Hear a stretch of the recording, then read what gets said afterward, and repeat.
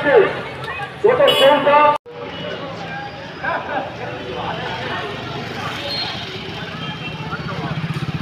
আজ আমরা কোচবিহারে বিদ্যালয়ের প্রাক্তনী যৌথ মঞ্চের একই সব, বোস্টনে একই সব, কলকাতায় একই সব, অবিলম্বে গ্রেপ্তার শাস্তি প্রদান করতে হবে।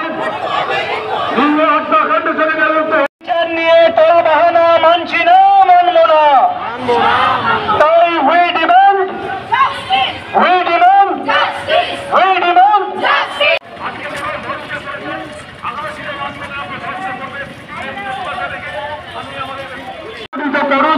আকাশ বাতাস মুখরিত হয়ে উঠুক প্রতিবাদের আওয়াজ সুপ্রিম কোর্ট পর্যন্ত পৌঁছুক।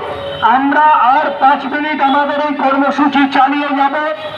ঠিক 8টার সময় আমরা আমাদের এই কর্মসূচি শেষ মুহূর্ত পর্যন্ত যারা উপস্থিত আছেন প্রত্যেকের কাছে অনুরোধ, আপনারা হাতে হাত শক্ত করে ধরে স্লোগানে মুখরিত করে তুলুন, যাতে নির্ভয়ার প্রকৃত বিচারের দাবি সুপ্রিম কোর্টের মাননীয় প্রধান বিচারপতির কান পর্যন্ত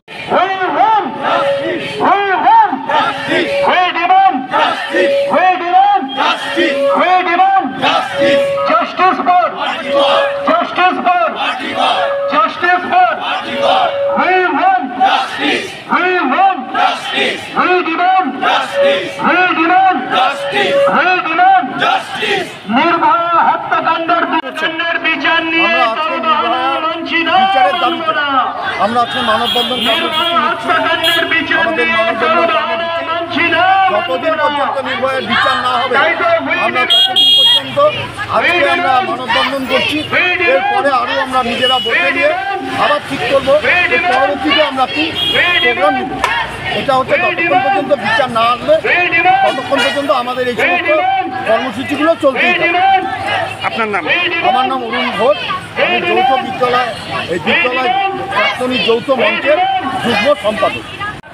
আজকে আমরা বিদ্যালয় প্রাক্তনী যৌথ মঞ্চের ডাকে সারা রাজ্য, সারা দেশ এবং আন্তর্জাতিক স্তরে যে মানববন্ধন কর্মসূচিগুলো গ্রহণ করা হচ্ছে, সেই মানববন্ধন কর্মসূচিগুলোকে সমর্থন জানিয়ে এই কোচবিহার জেলার বিদ্যালয় প্রাক্তনী যৌথ মঞ্চের আমাদের মানববন্ধন কর্মসূচি, সেই মানববন্ধন কর্মসূচি আজকে এখানে পালন করা হলো। কাছারি মোড় থেকে সোজা হরিশপাল মোড় অবধি ট্রেন আমাদের ছিল, মানুষজন ছিলেন, তারা সারিবদ্ধভাবে দাঁড়িয়েছিলেন।